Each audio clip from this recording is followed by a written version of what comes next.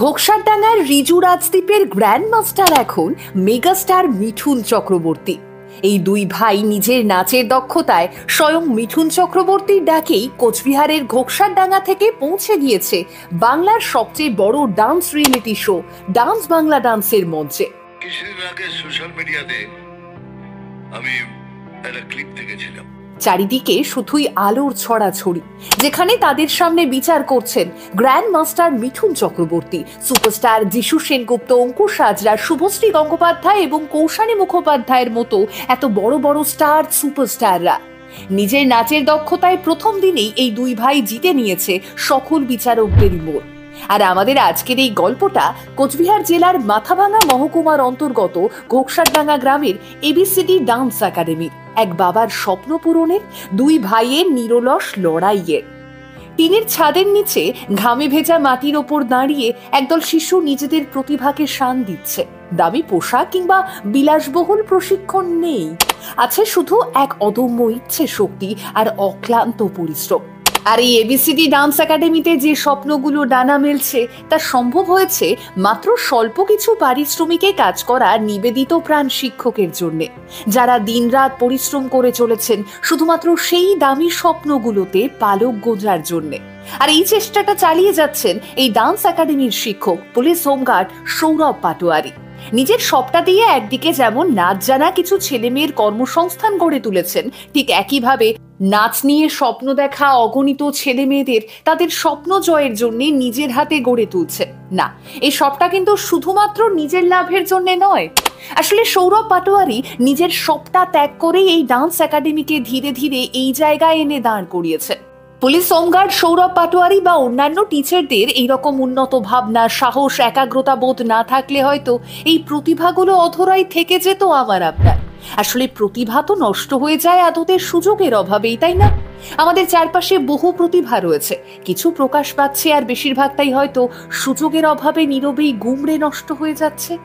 এখন ABCD dance academy Cooch Behar এবং সর্বোপরি গোটা উত্তরবঙ্গের গর্ব।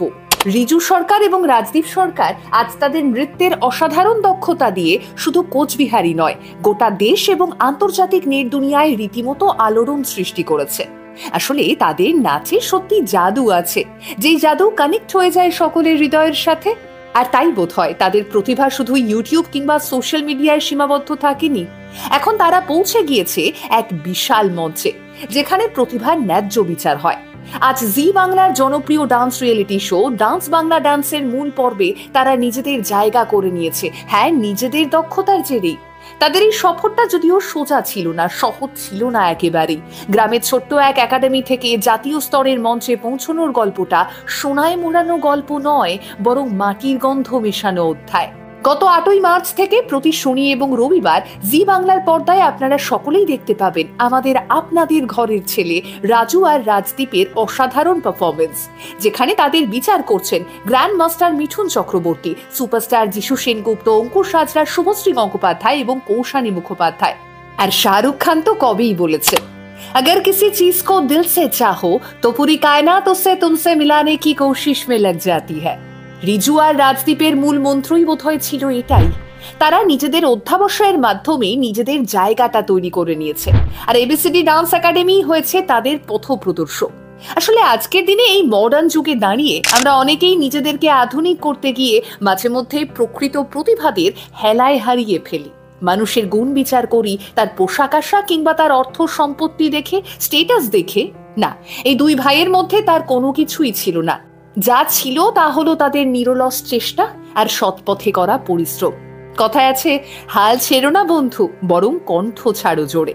তাই স্বপ্ন দেখা ছেড়ো না, তোমার স্বপ্নও একদিন ঠিক সত্যি হবে। শুধু প্রয়োজন আত্মবিশ্বাস আর কঠোর পরিশ্রমের আর একটু সাহসের, ব্যাস সফলতা দরজায় কড়া নাড়তে বাধ্য।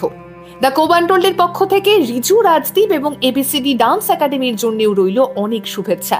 আপনারা আগামী দিনে এরকম আরো বহু রিজু রাজদীপ তৈরি করুন, সেই কামনাই করি আমরা।